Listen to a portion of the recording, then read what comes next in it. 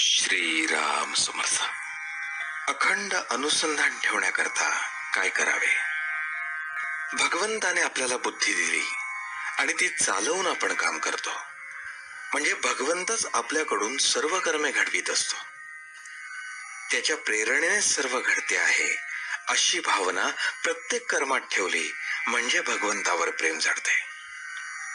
जे जे काही करायचे ते भगवंताकरता करावे, म्हणजे पाप पुण्याची बाधा आपल्याला होणार नाही. एकदा कबीराच्या घरी पाहुणे आले.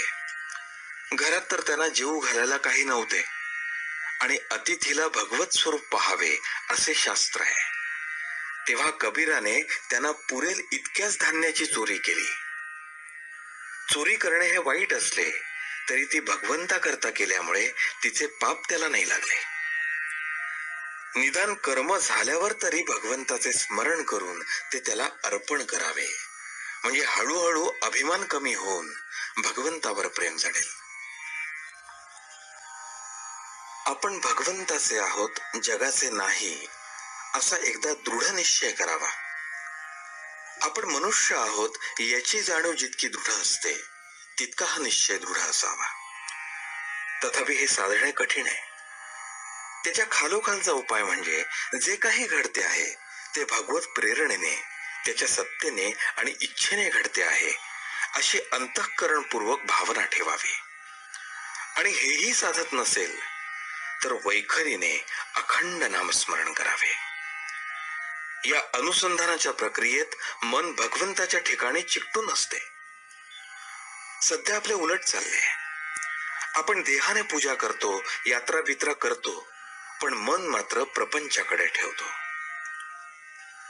सासरी असलेली सून कुटुंबातल्या सर्वांकरता कष्ट करते. नवऱ्याचे कदाचित ती फारसे करतही नसेल, पण अंतःकरणात मात्र ती फक्त त्याच्यासाठीच असते. तसे प्रपंचात सर्वांकरता सर्व करावे, पण मनात मात्र मी रामाचा आहे ही अखंड आठवण ठेवावी. आपले स्टेशन ठरून आपण गाडीत बसल्यावर मध्ये अनेक गोष्टी घडतील. उभे राहावे लागेल, निरनिराळ्या तऱ्हेचे लोक भेटतील, पण स्टेशनावर उतरल्यानंतर त्या आनंदामध्ये मागचे सगळे आपण विसरून जातो.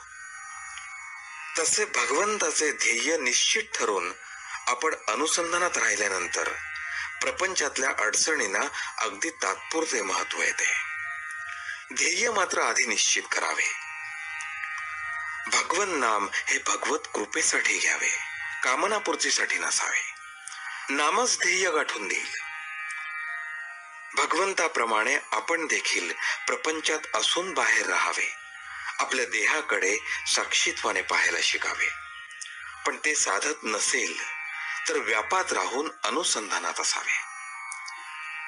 वाचलेले विसरेल, पाहिलेले विसरेल, कृती केलेली विसरेल, पण अंतःकरणात घट्ट धरलेले भगवंताचे अनुसंधान कधी विसरायचे नाही. आजचे बोधवचन. कलियुगात अवतार नसला तरी नामावतार आहे आणि तोच खरा तारक आहे. जानकी जीवन स्मरण. जय जय राम.